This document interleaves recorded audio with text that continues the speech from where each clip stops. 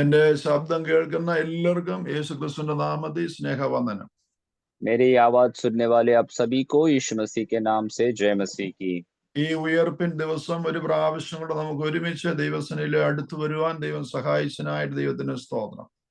इस पुनरुत्थान के दिन में एक और बार हम सबको प्रभु की उपस्थिति में आने का अवसर परमेश्वर ने दिया, इसलिए हम प्रभु का धन्यवाद और स्तुति करते हैं।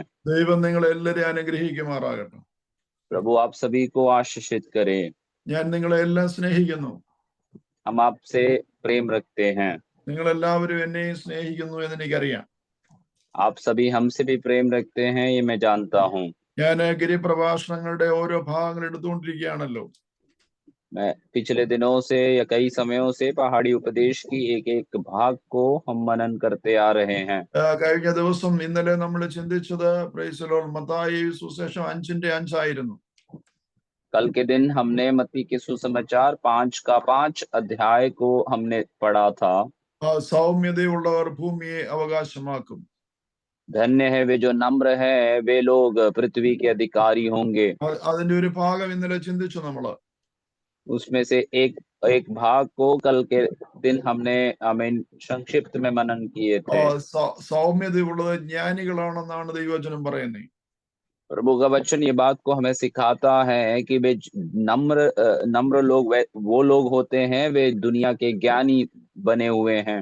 ജ്ഞാനികൾക്ക് മാത്രമേ സൗമ്യത പ്രകടിപ്പിക്കാൻ സാധിക്കത്തുള്ളൂ. ज्ञानी लोग ही अपने जीवन में हमेशा नम्रता का वो स्वभाव को प्रकट कराते हैं।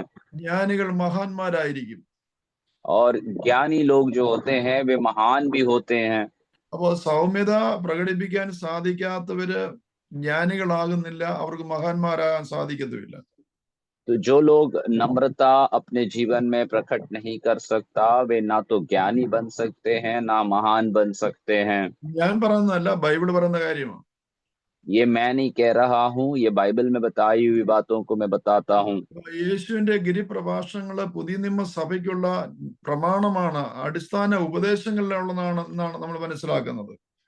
हम ये बात को समझते हैं कि यीशु मसीह का जो पहाड़ी उपदेश है वो नए नियम की कलीसिया के लिए एक बुनियादी संदेश या उपदेश के रूप में यीशु मसीह ने हमें दिया गया है। പഴയ നിയമത്തിൽ സിനായി പർവ്വതത്തിൽ വെച്ച് മോശ നൽകിയ ന്യായപ്രമാണങ്ങൾ, ചട്ടങ്ങൾ, പ്രമാണങ്ങളൊക്കെയും യഹൂദ ജാതിക്ക് വേണ്ടി മാത്രമായി വളരെ ലിമിറ്റഡ് ആയിരുന്നു.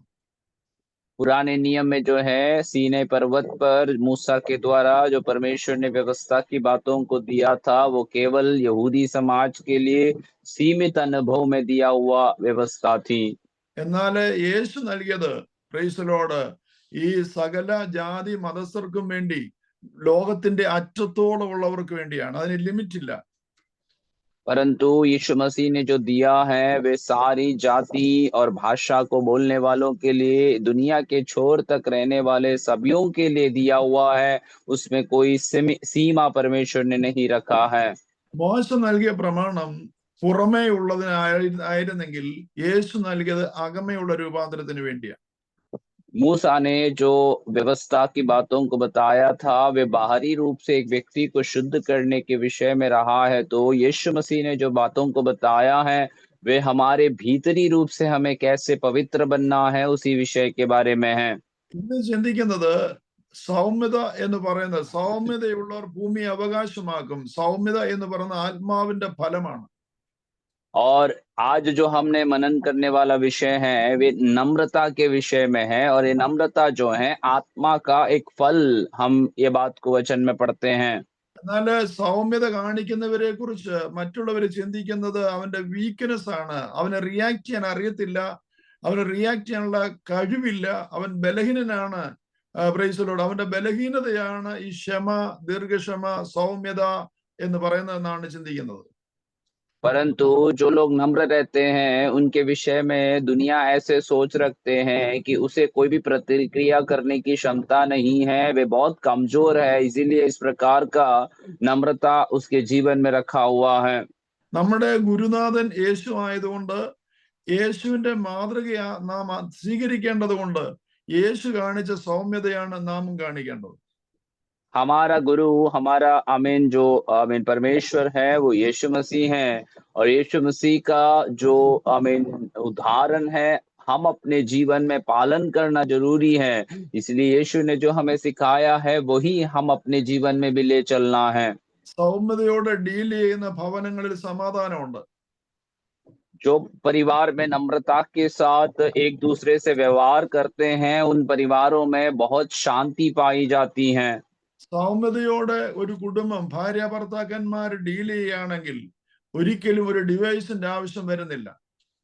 और यदि परिवार में पति पत्नी बड़ी नम्रता के साथ एक दूसरे से व्यवहार करते हैं तो कोई भी प्रकार का फूट या कोई भी प्रकार का तकलीफ उस परिवार में नहीं होती है।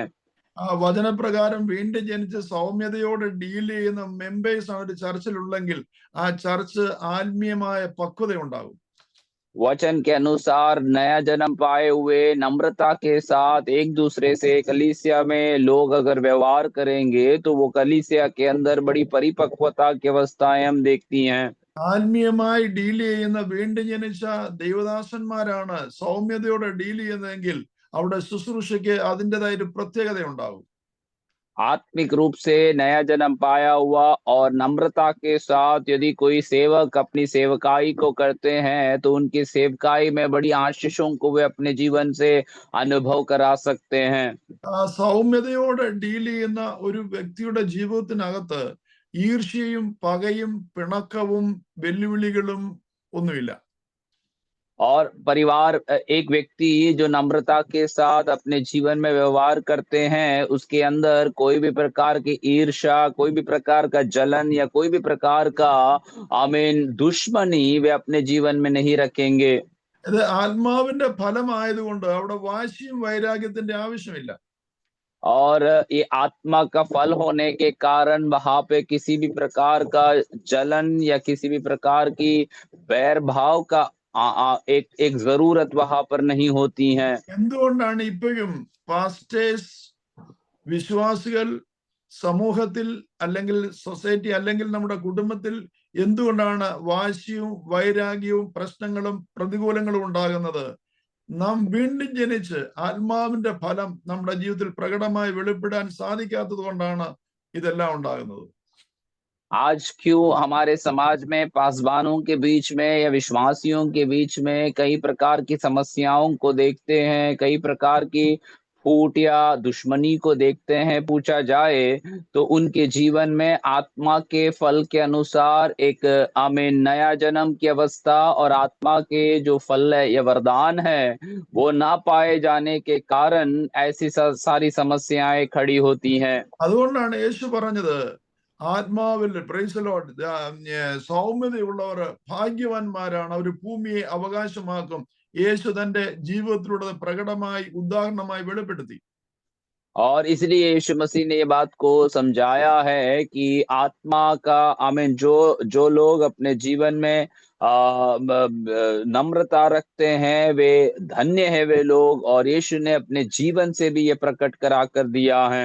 മഹാന്മാരുടെ ചരിത്രം നിങ്ങൾക്കറിയാം. ഈ തരുണത്തിൽ അത് വിശദീകരിക്കാൻ ഞാൻ ആഗ്രഹിക്കുന്നില്ല. എന്നാൽ മഹാന്മാരുടെ ഏതെങ്കിലും ഒരു മഹാന്മാരുടെ ചരിത്ര പുസ്തകം നിങ്ങൾ വായിച്ചു നോക്കിയേ, അവരെല്ലാം സൗമ്യതയുള്ളവരായിരുന്നു. महान लोगों के चरित्रों को हम जानते हैं, उनके बारे में विवरण करने के लिए मैं अभी इच्छा नहीं करता हूं, परंतु यदि आप उनके पुस्तकों को यदि पढ़कर देखें, उनके इतिहास के बारे में देखेंगे तो वे सब अपने जीवन में नम्रता का स्वभाव को धारण करने वाले लोग थे। ഇന്നത്തെ സുവിശേഷ വിരോധികൾ ഇതൊന്ന് മനസ്സിലാക്കിയെങ്കിൽ കൊള്ളായിരുന്നു. आज इस प्रकार से जो मसीहों को विरोध करने वाले लोग इन बातों को यदि समझ जाते तो अच्छा होता। അവര് ചിന്തിക്കുന്നത് നമ്മുടെ പ്രാർത്ഥനാലയങ്ങൾ, പള്ളികൾ ഉടയ്ക്കുകയും നശിപ്പിക്കുകയും ദൈവദാസന്മാരെ ജയിലിലിടുകയും കൊല്ലുകയും ചെയ്യുമ്പോൾ നമ്മുടെ ബലഹീനത നിമിത്തമാണ് നമ്മൾ റിയാക്ട് ചെയ്യാതെ മൗനമായിരിക്കുന്നതെന്ന് അവർ ചിന്തിച്ചു പോകുന്നേ. वे लोग इस प्रकार सोचते हैं कि जब हमारी आराधनालयों को, हमारी परिवार, प्रभु के लोगों को, प्रभु के दासों को और सारे हमारे ग्रंथों को जब तोड़कर नष्ट कर दिए जाते हैं, सताए जाते हैं, तो हम उसी के प्रति जब प्रतिक्रिया भी नहीं करते हैं तो उनको ऐसे लगते हैं कि हम कमजोर लोग हैं और हमें इस प्रकार की प्रतिक्रिया करने की क्षमता हमारे अंदर नहीं है। പക്ഷെ നമ്മുടെ തത്വം അതല്ലല്ലോ. ക്രിസ്തുവിലുള്ള ഭാവം തന്നെ നിങ്ങളിൽ ഉണ്ടായിരിക്കട്ടെ എന്നാണ് പൗലോസ് പറയുന്നത്. परंतु हमारा जो सिद्धांत है, हमने जो सत्य को सीखा है वो ऐसा नहीं है। वचन जैसे हमें बताता है कि मसीह यीशु का स्वभाव भी तुम्हारे अंदर ऐसे प्रकट किया जाए, तो അത് उसी अनुसार हम भी रहते हैं। അതുകൊണ്ട് അകത്തും പുറത്തും ക്രിസ്ത്യാനികൾ പീഡിപ്പിക്കപ്പെടുകയാണ്. इसलिए मसीह लोग जो हैं अंदर और बाहर दोनों एक समान पीड़ा का या सताव का अनुभव में चले जाते हैं। എന്നാൽ അങ്ങനെയല്ല, നമുക്ക് വേണ്ടി പ്രതിവിധി നടത്തുന്ന ഒരു ദൈവം നമുക്കുണ്ട്. ഇസ്രായേൽ ജനത്തെ കുറിച്ച് പറയുന്നത് യഹോവ തന്നെ ആയിരുന്നു അവർക്ക് വേണ്ടി യുദ്ധം ചെയ്തത്. लेकिन ऐसा नहीं है। हमारे लिए लड़ने वाला, हमारे लिए उत्तर देने वाला एक परमेश्वर स्वर्ग में है। इज़राइलियों के विषय में यदि हम पढ़ते हैं तो इज़राइलियों के लिए लड़ने वाला स्वर्ग में यहोवा परमेश्वर था। നമ്മളെ സംബന്ധിച്ചോളം മിണ്ടാതിരുന്ന് ഞാൻ ദൈവം അറിഞ്ഞുകൊള്ളുവാനുള്ള ഉപദേശമാണ് നമുക്ക് ലഭിച്ചിരിക്കുന്നത്. हमारे संबंधित प्रभु का वचन हमें यह उपदेश देता है कि चुप रहो या जान जाओ, मैं ही परमेश्वर हूँ। ആവശ്യമില്ലാത്ത പരിഹാസവും പീഡയും ഉപദ്രവവും ഒക്കെ കാണുമ്പം നമ്മൾ അറിയാതെ റിയാക്ട് ചെയ്യാൻ ശ്രമിച്ചു പോകും. പക്ഷെ കർത്താവ് പറയുക, ബി ക്വയറ്റ്, നീ മിണ്ടാതിരിക്കുക, ഞാനാണ് ഇതിന്റെ ഉത്തരവാദി എന്ന്. अनावश्यक रीति से जब हमारे ऊपर मजाक किए जाते हैं, हमारे ऊपर सताव डाले जाते हैं, हमें तंग किए जाते हैं, तो हम स्वाभाविक रूप से उसी के प्रति प्रतिक्रिया करने की एक मन हमारे अंदर होती है। परंतु परमेश्वर हमें ये बात को बताता है कि ऐसा नहीं करना है। चुप रहो और जान जाओ कि मैं ही परमेश्वर हूँ। അല്ലെ, നിങ്ങളെ തന്നെ ചിന്തിച്ച് നോക്കിക്കേ. Praise the Lord.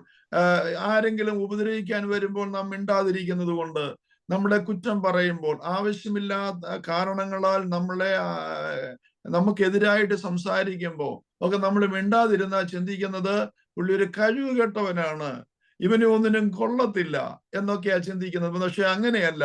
പിന്നെയോ, നമുക്ക് വേണ്ടി പ്രതിവിധി നടത്തുവാൻ ഒരു കർത്താവുണ്ട്. നമ്മുടെ കർത്താവ് യേശുവാണ്.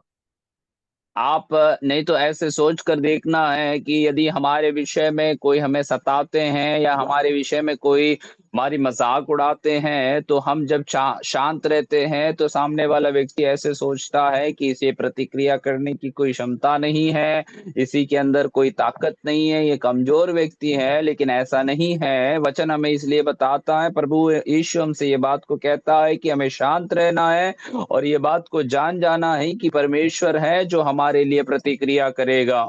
ചില ഉപദ്രവങ്ങൾ, ചില ചീറ്റിംഗ്, ചില പരിഹാസം കാണുമ്പോൾ നമ്മൾ പ്രതികാരം ചെയ്യുന്ന നിലയിൽ ചിന്തിക്കാത്തത് കൊണ്ട് അവർ ചിന്തിക്കുന്നത് ഇവർക്കൊരു കഴിവില്ലാത്ത വർഗമാണെന്നാ ചിന്തിക്കുന്നത്. പക്ഷെ അങ്ങനെയല്ല. നമുക്ക് വേണ്ടി ശക്തമായി പ്രതിവിധി നടത്തുന്ന ഒരു യേശു ജീവിക്കുന്നു. कई बार जब हमें सताए जाते हैं या हमें किसी भी प्रकार से धोखा दिया जाता है, तो हम जब प्रतिक्रिया नहीं करते हैं तो सामने वाला व्यक्ति को ऐसे लगता है कि हमें प्रतिक्रिया करने की क्षमता हमारे अंदर नहीं है, हम बिल्कुल कमजोर लोग हैं। लेकिन ऐसा नहीं। परमेश्वर हमसे ये बात को सिखाता है, ये बात बताता है कि आप शांत रहिए, मैं आपके लिए कार्य करने वाला परमेश्वर हूँ। അതുകൊണ്ട് എൻ്റെ ഉപദേശം ഇതാണ്: നിങ്ങൾ സൗമ്യതയോടെ, നിങ്ങൾ താഴ്മയോടെ, നിങ്ങൾ ദീർഘക്ഷമയോടെ ആയിരുന്നാൽ നാം ചെയ്യുന്നതിന് അപ്പുറമായ നിലയിൽ ദൈവം നമുക്ക് വേണ്ടി പ്രവർത്തിക്കും. मेरा इसलिए आपके लिए ये उपदेश है कि यदि हम बड़े नम्रता के साथ, बड़ी दीनता के साथ हम प्रभु की उपस्थिति में बना रहे, तो परमेश्वर हमारे लिए जो प्रतिक्रिया है वो जरूर हमारे प्रति करेगा। അപ്പോൾ സൗമ്യത ക്രിസ്ത്യാനികളുടെ ബലഹീനതയല്ല, പിന്നെയോ യേശുവിനെ യേശുവിന്റെ ഭാവം നമ്മൾ അനുകരിക്കുക. इसके लिए ये बात को हमें जानना है कि नम्रता जो है ये मसीहों का एक बलहीन अवस्था नहीं है या कमजोरी नहीं है, परंतु यीशु मसीह का स्वभाव को हम अपने जीवन में धारण करते हुए आगे बढ़ते हैं। നമുക്കെല്ലാം അറിയാവുന്ന ഒരു എക്സാമ്പിൾ ഞാൻ നിങ്ങളോട് പറയാം. हम सब जानने वाला एक उदाहरण मैं आपके बीच में बताना चाहता हूँ। ശക്തനായ ശൗൽ രാജാവിന്റെ മുൻപിൽ ബാലനായ ബലഹീനനായ ഒരു ദാവീദ് നിൽക്കും. നിങ്ങൾ ആലോചിച്ച് നോക്കി. आप ये बात को कल्पना कर कर देखना है कि एक शक्तिशाली शाऊल राजा के सामने एक बालक जो बलहीन अवस्था में है, दाऊद को हम देखते हैं। എന്നാൽ ശൗലിന്റെ മേൽ ഇല്ലാത്ത ഒരു അഭിഷേകം ഒറ്റപ്പെട്ട് നിൽക്കുന്ന ഈ ദാവീദിന്റെ മുകളിലുണ്ടായിരുന്നു. परंतु शाऊल के ऊपर ना पाए जाने वाला ऐसा एक अभिषेक एकांतता में रहने वाली इस दाऊद के जीवन में हम देख सकते हैं। ശൗലിന് പറയുവാൻ അവൻ രാജാവാണ്, അവന് പടയാളികളുണ്ട്, അവൻ എല്ലാ ഫെസിലിറ്റീസും എല്ലാ എക്യുപ്മെന്റ്സും എല്ലാ ആയുധങ്ങളും അവന്റെ കയ്യിലുണ്ട്. शाऊल को कहने के लिए वे राजा हैं, वे उसी के साथ सेनाएं बहुत सारे हैं और उसी के पास लड़ाई करने के लिए सब प्रकार का हथियार उसके पास हैं। പക്ഷെ ദാവീദിന്റെ മേൽ ഒരു അഭിഷേകം ഉണ്ടായിരുന്നു. परंतु दाऊद को देखिए कि दाऊद के ऊपर एक विशेष अभिषेक प्रभु का उसने पाया हुआ था। അതുകൊണ്ട് ശൗല് ഒരു പട്ടിയെ പോലെ വേട്ടയാടിക്കൊണ്ടിരിക്കുമ്പോഴും ദാവീദിന്റെ മേലുള്ള അഭിഷേകം അവനെ നിയന്ത്രിച്ചുകൊണ്ടിരുന്നു. इसीलिए हम देखते हैं कि शाऊल जब एक कुत्ते के समान शिकार के अवस्था में भाग रहे थे, तब दाऊद उस समय में भी परमेश्वर का अभिषेक में वो चल रहा था। വിവിധ നിലയിൽ വളഞ്ഞിട്ട് ദാവീദിനെ ഉപദ്രവിക്കുവാൻ വേണ്ടി ഉപദ്രവിക്കുകയല്ല, അവനെ ഇല്ലാതാക്കാന്ന ലക്ഷ്യത്തോടു കൂടിയാണ് ശൗല് യാത്ര ചെയ്തത്. बहुत सारे मौके पर दाऊद को घेर कर दाऊद को मार डालने की कोशिश में शाऊल दाऊद का पीछा कर रहा था। അവിടെയൊക്കെയും ദാവീദ് ദുഃഖത്തോടെ അവനെ എസ്കേപ്പ് ചെയ്ത് ഇങ്ങനെ സഞ്ചരിക്കുന്ന നമ്മൾ കാണുന്നത്.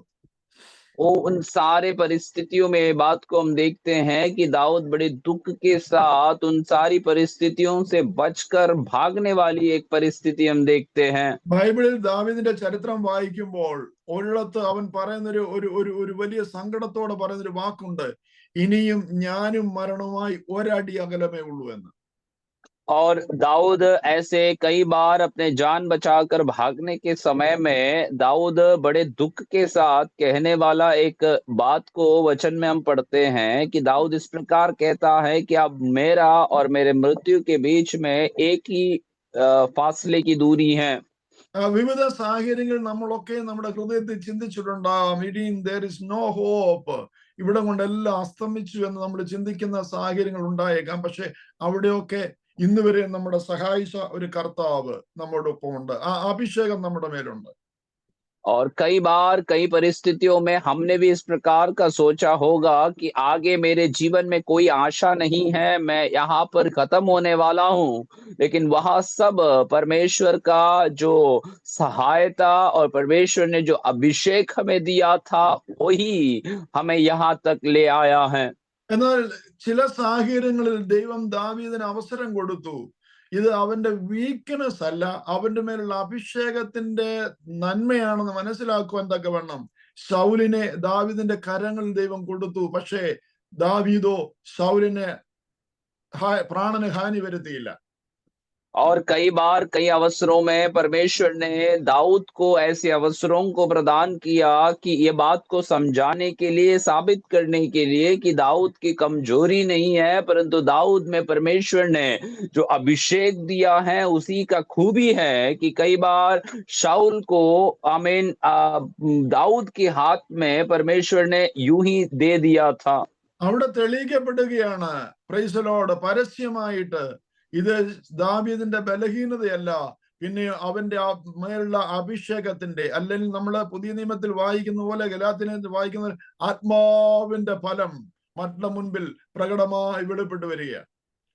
और वहां पर एक बात हमें साबित किया जाता है कि कई बार जब दाऊद के सामने शाऊल को पकड़वाने के लिए दे दिया गया था, उस समयों में भी दाऊद अपने जीवन में जो अभिषेक का कारण वे उसके सामने जैसे व्यवहार करता है, जो गलातियों की पुस्तक में दिखता है कि आत्मा का फल को उसने अपने जीवन से प्रकट किया। ഇങ്ങനെയൊക്കെയുള്ള സാഹചര്യങ്ങൾ ഉണ്ടാകുമ്പോൾ നാം ആത്മസംയമനത്തോടെ ഇടപെടേണ്ടവരാണ്. ऐसी परिस्थितियां जब हमारे जीवन में होती हैं तो आत्मा का एक नियंत्रण के साथ उन चीजों को हमें सामना करना है। അതുകൊണ്ട് എന്ത് സംഭവിച്ചു? ദാവീദിന്റെ പുറകെ ഒരു വാളുമായി ഓടി നടന്ന കൊല്ലുവാൻ നടന്ന ശൗല് അതേ വാളിൽ വീണ് മരിക്കുവാനിടയായി. इसीलिए अंत में क्या होता है कि दाऊद के पीछे एक तलवार लेकर पीछे पड़ा हुआ शाऊल उसी तलवार से अपने आप को मार देते हैं। ഇന്ന് നാം താഴ്മയോടെ വിനയത്തോടെ ദീർഘക്ഷമയോടെ സഞ്ചരിക്കുമ്പോൾ നമുക്ക് വേണ്ടി പ്രതിവാദിക്കുന്ന ഒരു ദൈവം നമ്മോട് കൂടെയുണ്ട്. വാളെടുക്കുന്നവൻ അതേ വാളിൽ നശിക്കും. आज हम नम्रता के साथ, बड़े दीनता के साथ जब हम यात्रा करते हैं, हमारे जीवन का व्यवहार करते हैं, हमारे खिलाफ में जो तलवार लेने वाला है, वचन जैसे कहता है, तलवार लेने वाला उसी से मारे जाएंगे। പ്രൈസലോ മറ്റുള്ളവർക്ക് വേണ്ടി പ്രൈസലോ കുഴികൾ കുഴിച്ചാൽ കുഴിക്കുന്നവൻ തന്നെ കുഴിയിൽ വീഴുമെന്ന ദൈവത്തിന്റെ വചനത്തിൽ പറയുന്നത്. वचन में हमें ये बात को पढ़ते हैं कि दूसरों के लिए यदि यदि खड्डा खोदेंगे तो खड्डा खोदने वाला खुद ही उस खड्डे में गिर जाता है। ഈ സുവിശേഷ വിരോധികൾ മനസ്സിലാക്കിയെങ്കിൽ കൊള്ളായിരുന്നു, ഇല്ലെങ്കിൽ നഷ്ടം അവർക്ക് തന്നെ. और आज इस सुसमाचार के विरोध को करने वाले लोग ये बातों को समझ जाते तो अच्छा होता, नहीं तो नुकसान उन्हीं के लिए है। നാം പ്രത്യാശ വെച്ച കർത്താവിലേക്ക് പറന്നു പോകും. हम जो है, हम जिस परमेश्वर पर आशा रखे हैं उसी के पास हम उड़कर चले जाएंगे। എന്നാൽ അനുഭവിക്കുന്നത് അവരും അവരുടെ തലമുറകളുമാണ്. परंतु वे और उनकी आने वाली पीढ़ी, ये जो भी उसका दंड है उसे उन्हें भुगतना होगा। ദാവീദ് പ്രതികാര ഇച്ഛയില്ലാതെ സൗമ്യത കാണിച്ചതുകൊണ്ട് ദൈവം അവനെ ഉയർത്തി അവനെ അഭിഷേകം ചെയ്ത സിംഹാസനത്തിൽ ഇരുത്തുവാനിടയായി. दाऊद बिना कोई बदले के भावना से अपने जीवन को ले चला। परमेश्वर की आत्मा के अनुसरण में अपने जीवन को जब उसने नियंत्रित किया, परमेश्वर ने उसको समय पर ऊंचे स्थानों में बैठा दिया। ഇതെല്ലാം നമുക്കൊരു മാതൃകയായിരിക്കാൻ നല്ലതാ.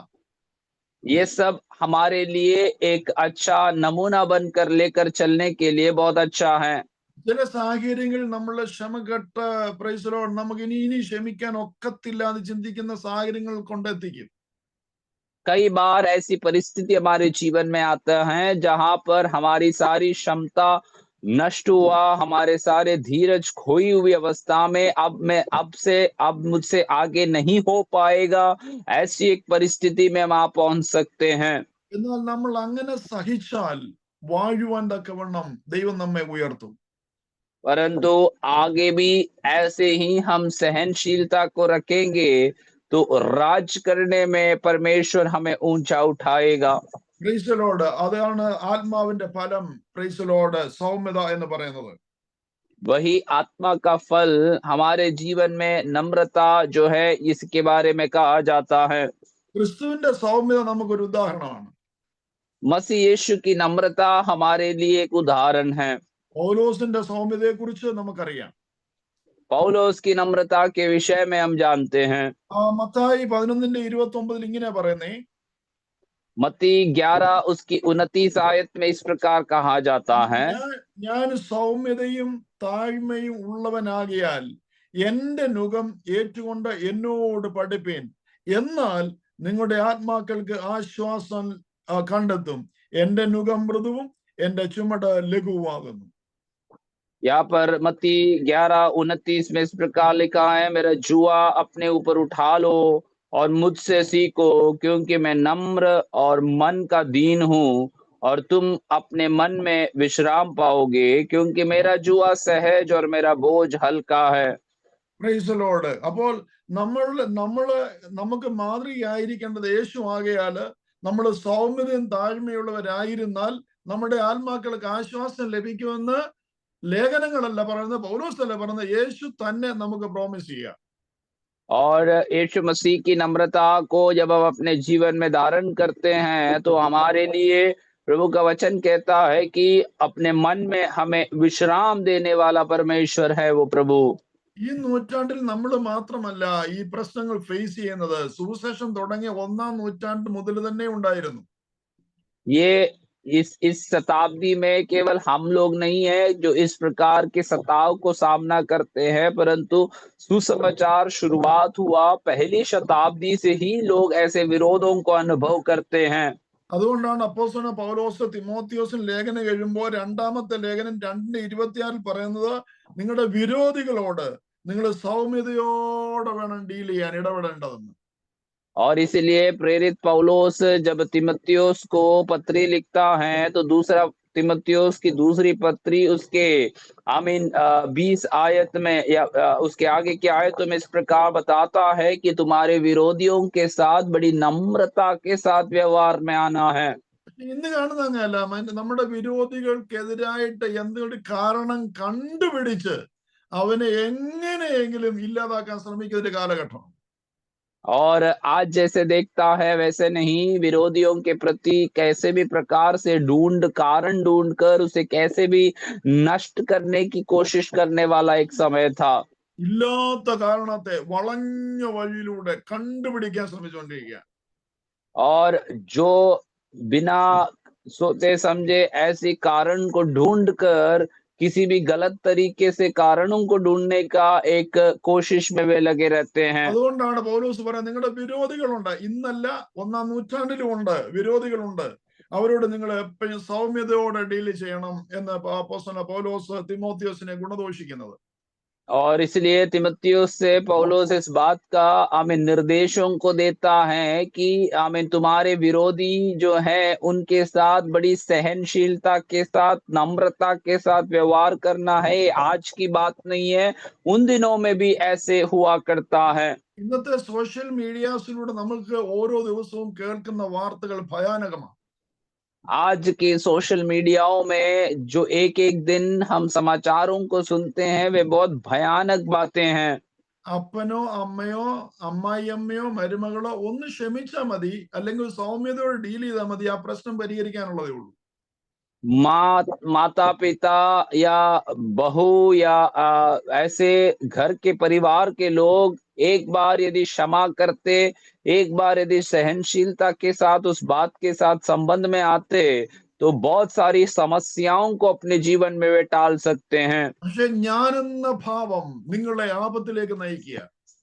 परंतु मैं ये अहम की बातें जो हैं हमें बहुत बड़ी समस्या में ले जाता है।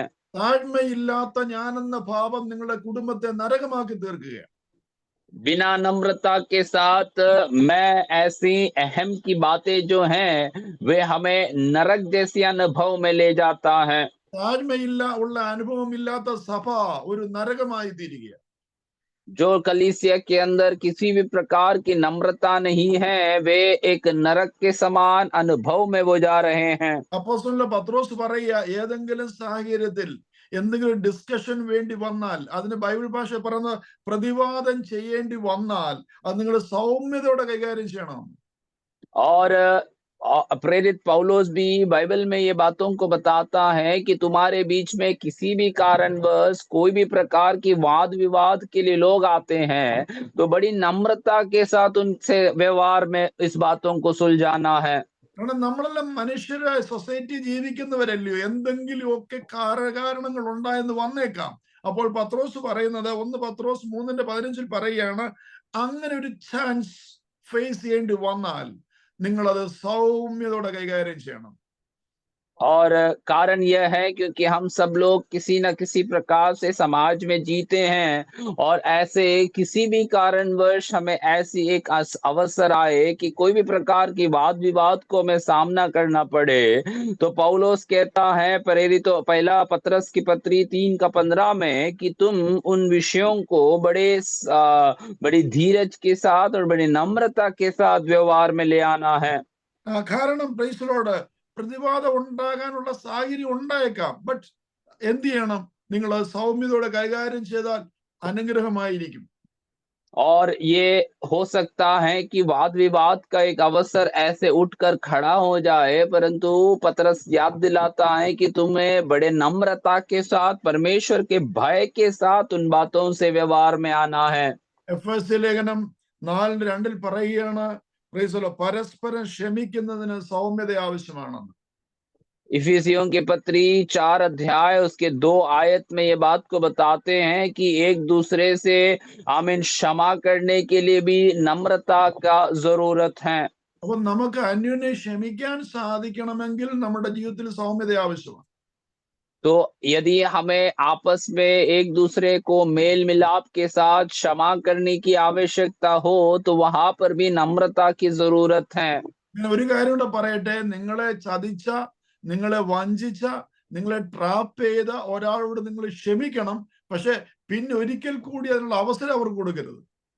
एक और बार मैं आपको ये बात को स्पष्ट देता हूं कि आपको किसी ने यदि धोखा दिया है, किसी ने यदि किसी भी प्रकार से आपको फंसाया है, तो वचन हमें बताता है कि उस व्यक्ति से हमें क्षमा तो करना है, परंतु अगली एक और बार उस व्यक्ति के जाल में फंसने से हमें अपने आप को बचाना भी है। എപ്പോഴും നിങ്ങളെ ചീറ്റ് ചെയ്തുകൊണ്ടിരിക്കാനുള്ള അവസരം നിങ്ങൾ ഉണ്ടാക്കി കൊടുക്കരുത്. ഒരിക്കൽ മനസ്സിലായാൽ അവിടെ നിങ്ങൾ രക്ഷപ്പെട്ടോണം. और हर समय आप अपने आप को उस व्यक्ति के धोखे में पड़ने के अवसरों को आप ना दें। एक बार यदि आप समझ जाए कि आपने धोखा खाया है, तो अगली बार अवसर को ना देना। അല്ല, സൗമ്യത, ദീർഘക്ഷമ, താഴ്മ എന്ന് പറയുന്നത് പിന്നെയും അവർക്ക് നിങ്ങളെ ചീറ്റ് ചെയ്യാനുള്ള അവസരങ്ങൾ ഉണ്ടാക്കി കൊടുക്കുന്നതിനെ കുറിച്ചല്ല. और नम्रता, दीनता, सहनशीलता, ये सब ये नहीं बता रहा है कि बार-बार एक व्यक्ति आपको इस प्रकार की धोखे में ले जाए। യേശു പറയുകയാണ്, സൗമ്യതയുള്ളവർ ഭൂമിയെ അവകാശമാക്കും. यीशु मसीह इस प्रकार कह रहा है कि जो लोग नम्र हैं वे धन्य हैं, क्योंकि वे पृथ्वी के अधिकारी होंगे। സൗമ്യത ആത്മാവിന്റെ ഫലമാണ്, അല്ലാതെ ബലഹീനതയല്ല. नम्रता जो है आत्मा का फल है, या एक कोई भी प्रकार का कोई भी बलहीन या कमजोरी की बात नहीं दिखाती। ഇത് ക്രിസ്ത്യാനികളെ ഉപദ്രവിക്കുന്നവർ മനസ്സിലാക്കിയെങ്കിൽ നന്നായിരുന്നു. ये मसीहों को सताने वाले लोग ये बात को यदि अच्छे से समझ जाते तो बहुत अच्छा होता। നമുക്ക് വേണ്ടി പ്രതികരിക്കുന്ന, നമ്മളെ പ്രൊട്ടക്ട് ചെയ്യുന്ന കർത്താവ് സർവശക്തനാണ്. हमारे लिए प्रतिक्रिया करने वाले, हमारे लिए हमें सुरक्षा देने वाला वो परमेश्वर, वो सामर्थी परमेश्वर है। ഇന്ന് ഞാൻ ഇവിടെ നിർത്തുന്നു. ദൈവം നിങ്ങളെ അനുഗ്രഹിക്കുമാറാകട്ടെ.